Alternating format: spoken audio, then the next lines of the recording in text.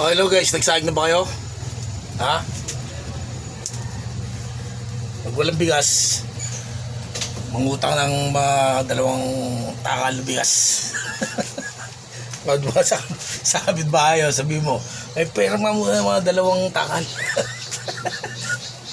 O, diba, 3 takal nga, 3. Yan ang tunay na pangyayari, diba? Atay nyo pa ba mangyari yun? O kailangan, diba? Kasi ako, okay lang ako, rich naman ako. Diba? Ganun, maniwala ganun na. Okay, diba? Yung sinasabi ko. Ano guys? Mamaya na kasi nagluluto ako ng